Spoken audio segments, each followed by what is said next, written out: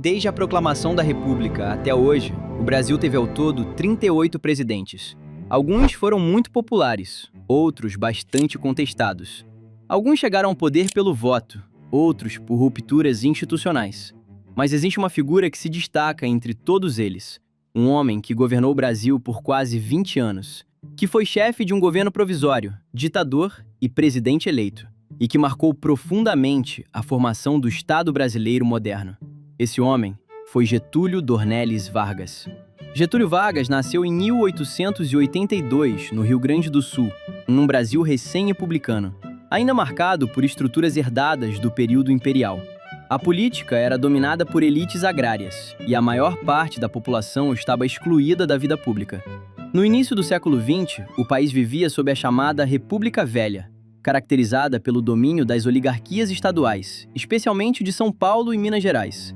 Esse arranjo ficou conhecido como a política do café com leite. Segundo o jurista e sociólogo Raimundo Faoro, o Estado brasileiro desse período funcionava como uma extensão dos interesses privados das elites, com pouca autonomia e baixa representatividade social.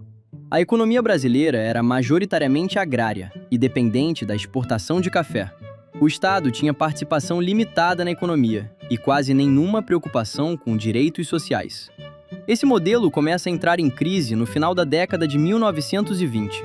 Em 1929, a quebra da Bolsa de Nova York provoca uma crise econômica mundial, derrubando o preço do café e fragilizando a base econômica da República Velha. É nesse contexto que Getúlio Vargas ganha projeção nacional. Em 1930, após uma eleição contestada, Vargas lidera um movimento político-militar que depõe o presidente Washington Luiz. Esse episódio, conhecido como a Revolução de 1930, marca o fim da República Velha e o início de um novo período da história brasileira. Para o historiador Boris Fausto, 1930 representa uma ruptura decisiva, em que o Estado passa a assumir um papel mais ativo na organização da sociedade e da economia. Getúlio Vargas assume o poder com o discurso de modernização nacional. Seu governo busca fortalecer o Estado, promover a industrialização e integrar o território nacional. Influenciado por ideias nacional-desenvolvimentistas, Vargas defendia que países atrasados precisavam de um Estado forte para superar a dependência econômica. Essa visão dialoga com o pensamento do economista Friedrich List, que criticava o liberalismo puro em nações periféricas. Em 1937, alegando a necessidade de combater ameaças à ordem, Vargas fecha o Congresso Nacional e instaura o Estado Novo.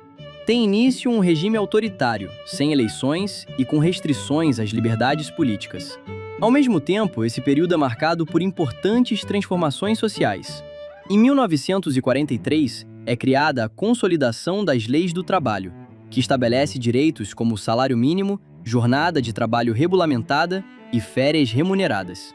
Segundo o historiador José Murilo de Carvalho, os direitos sociais no Brasil surgiram antes da plena consolidação dos direitos políticos, sendo concedidos pelo Estado como forma de integração social. Assim, Vargas constrói uma base de apoio entre os trabalhadores urbanos, ao mesmo tempo em que mantém forte controle político. Com o fim da Segunda Guerra Mundial e a derrota dos regimes autoritários na Europa, cresce a pressão pela redemocratização no Brasil.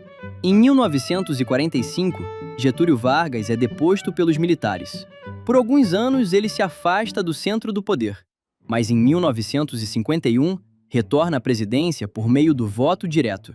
Agora, em um Brasil mais urbano, industrializado e politicamente polarizado. Durante esse novo governo, Vargas adota um discurso nacionalista e desenvolvimentista. Defende o controle estatal de setores estratégicos e, em 1953, cria a Petrobras. A campanha O Petróleo é Nosso simboliza o debate sobre soberania nacional e desenvolvimento econômico no contexto da Guerra Fria. Esse projeto, no entanto, enfrenta forte oposição de setores empresariais, da grande imprensa e de grupos políticos conservadores. O ambiente político se torna cada vez mais instável. Pressionado por denúncias, crises políticas e pela perda de apoio militar, Vargas se vê isolado. Em 24 de agosto de 1954, Getúlio Vargas se suicida no Palácio do Catete. Em sua carta-testamento, escreve a frase que marcaria sua imagem histórica: "Saio da vida para entrar na história." A comoção popular após sua morte transforma Vargas em um símbolo político duradouro. Getúlio Vargas não pode ser reduzido a herói ou vilão. Ele representa as contradições do processo de modernização brasileiro. Autoritário em certos momentos, responsável por avanços sociais em outros.